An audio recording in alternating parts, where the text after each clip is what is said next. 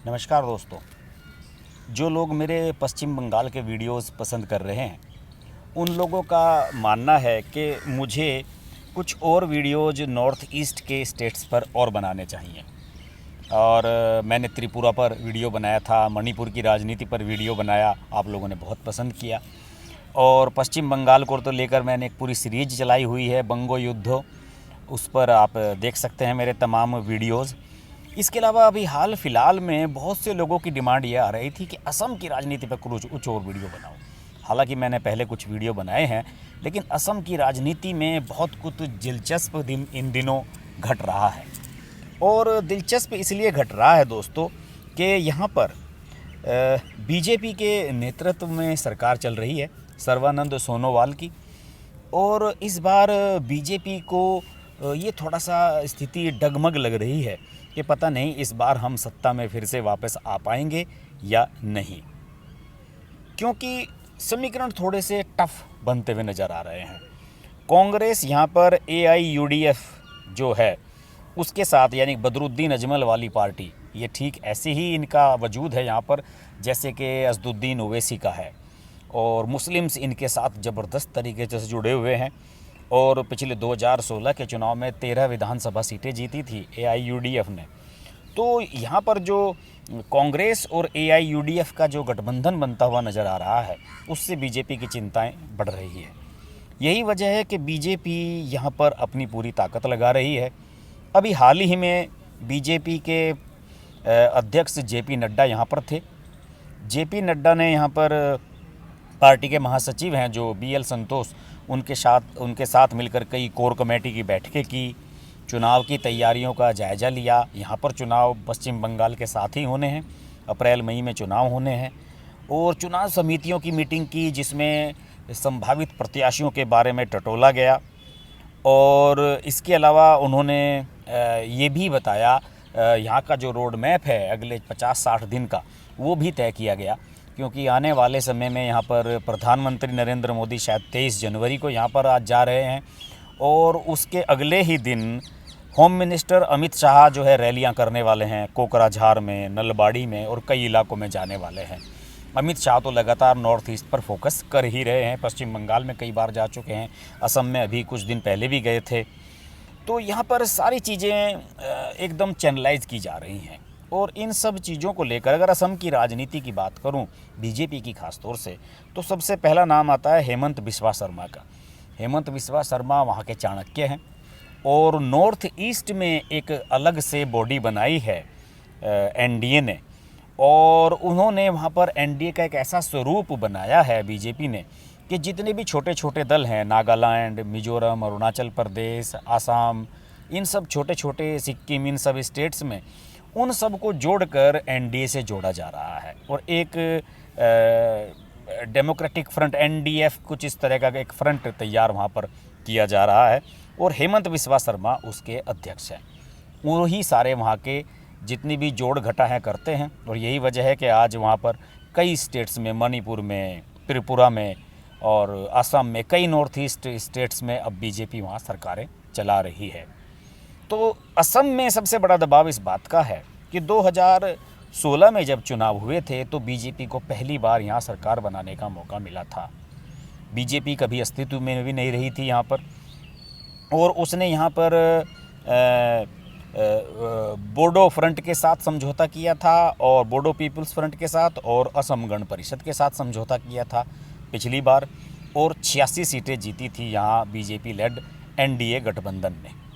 यहाँ पर कुल 126 सीटें हैं जिनमें बहुमत के लिए 64 सीटों की दरकार है। और 86 सीटें जीती थी NDA ने और शानदार सफलता हासिल की थी। और गोगोई साहब, अब तरुण गोगोई का अब निधन हो चुका है। और वो वहाँ पर चीफ मिनिस्टर थे, बड़े लीजेंड रहे, कई बार चीफ मिनिस्टर रहे। और उनकी सरकार को बीजेपी ने बाहर करके यहाँ सर्बानंद सोनोवाल की सरकार बनाई थी। आपको मैं बताऊं कि कांग्रेस को 52 सीटों का घाटा हुआ था। पहले उसकी जो सीटें थी वो 76 सीटें थी, 78 सीटें थी, और वो केवल 26 सीटों पर ही सिमट गई थी। 52 सीटें उसकी बीजेपी ने छीन ली थी। और इसके अलावा AIUDF जो बदरुद्दीन अजमल की पार्टी है, उसने 13 सीटें हासिल की थी। हालांकि झटका उसे भी लगा था, उसकी पहले 18 सीटें थी, लेकिन 13 सीटें जीतना कोई मामूली बात नहीं है एक लोकल दल के लिए, एक प्रदेश के दल के लिए। यही वजह है कि इस बार कांग्रेस सोच रही है कि बीजेपी को रोकने के लिए AIUDF से समझौता कर लिया जाए और उसके साथ जो मुस्लिम वोट जुड़ेंगे उसका फ़ायदा उठाया जाए। इसके अलावा CAA, NRC ये सब मुद्दे बड़ी संख्या में यहाँ पर हावी रहने वाले हैं, क्योंकि यहाँ पर जो पहला NRC रजिस्टर लागू किया गया उसमें काफ़ी खामियां निकल कर सामने आई और बहुत सारी चीज़ें अलग अलग तरह की निकल कर सामने आई, विरोधाभासी चीज़ें सामने निकल कर आई। और लोगों का कहना था कि बीजेपी सोच रही थी कि यहाँ मुस्लिम बाहर से जो आए हुए हैं उनकी संख्या ज़्यादा निकलेगी, लेकिन इसमें तो हिंदुओं की संख्या ज़्यादा निकल कर आ गई। लेकिन बीजेपी इससे खुश है। बीजेपी जानती है कि उसका जो अपना एजेंडा है वो उस पर फोकस कर रही है और जो उसे चाहिए वो उसे यहाँ से मिलने जा रहा है। पिछली बार जब यहाँ चुनाव हुआ था तो 84.72% मतदान हुआ था, जो असम के इतिहास में रिकॉर्ड है। बीजेपी का मानना है कि यहाँ का जो वोटर था वो बेताब था कि बीजेपी को सत्ता में लाया जाए, लेकिन उसके बावजूद भी बीजेपी की चिंताएं इस बार यहाँ पर बढ़ रही हैं।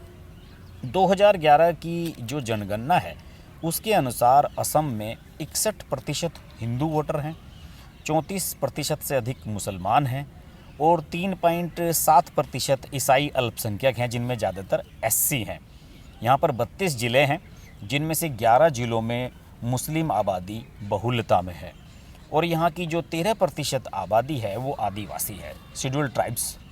तो बीजेपी का जो फोकस है वो यही है कि शेड्यूल्ड ट्राइब्स पर फोकस किया जाए, शेड्यूल्ड कास्ट पर फोकस किया जाए और हिंदू वोट तो उसके 61% अपने हैं ही। फिलहाल जो यहाँ पर कोशिश है वो यही है कि बीजेपी यहाँ पर असम गण परिषद के साथ गठबंधन अपना मजबूत करेगी और गठबंधन पर सीट शेयरिंग पर ये सुनने में आ रहा है कि शायद अगले महीने तक इस पर कोई फैसला हो जाएगा। दूसरी ओर जो कांग्रेस का और AIUDF का जो गठबंधन बनता हुआ नज़र आ रहा है उसमें सीट शेयरिंग को लेकर बीजेपी काफ़ी आशंकित है। हेमंत बिस्वा शर्मा का मैं एक बयान पढ़ रहा था, उसमें उन्होंने ये कहा है कि कांग्रेस और AIUDF यहाँ पर जुगाड़बाजी से काम करेंगे। उन्होंने ये कहा कि जहाँ पर 80% से अधिक मुसलमान हैं वहाँ दोनों लड़ेंगे, कांग्रेस का भी प्रत्याशी लड़ेगा, AIUDF का भी प्रत्याशी लड़ेगा, जो जीतेगा वही सिकंदर, क्योंकि उन्हें लग रहा है कि हम दोनों में से ही कोई जीतेगा। इसके अलावा जहाँ 50 से 80% तक मुस्लिम वोट हैं वहाँ पर ये तालमेल करेंगे, कुछ सीटें AIUDF ले लेगी, कुछ कांग्रेस ले लेगी। और इसके अलावा जहाँ 50% से कम मुस्लिम वोट हैं वहाँ पर इन दोनों के बीच गोपनीय समझौता रहेगा, उसे ये ओपन नहीं करेंगे। हालांकि हो सकता है कि हेमंत बिस्वा शर्मा का जो ये बयान है बहुत ज़्यादा पॉलिटिकल हो और इसके ज़रिए वो मुस्लिम वोटर्स में कन्फ्यूजन पैदा करना चाहते हों कि देखिए आपके वोटों को लेकर कांग्रेस और AIUDF किस तरीके से सौदेबाजी कर रहे हैं। लेकिन ये बात तो रिफ्लेक्ट कर रहा है कि बीजेपी का पूरा फोकस है कि किसी भी तरीके से यहाँ पर जो 100 सीटों का लक्ष्य है वो पार किया जाए। JP नड्डा अभी हाल ही में कई बयान देकर आए हैं कि वहाँ पर कि 100 सीटों का लक्ष्य इस बार हम लेकर चल रहे हैं। पिछली बार 86 थी NDA की।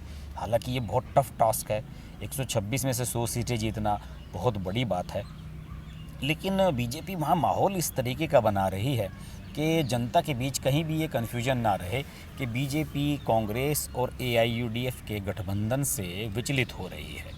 यही वजह है कि वहाँ पूरी ताकत झोंकी जा रही है। सत्ता में होने के बावजूद भी वहाँ पर किसी भी चीज़ को हल्के में नहीं लिया जा रहा है। अमित शाह जा रहे हैं, मोदी जा रहे हैं, नड्डा जा रहे हैं और भी नेताओं की रैलियाँ वहाँ आयोजित कराई जा रही हैं।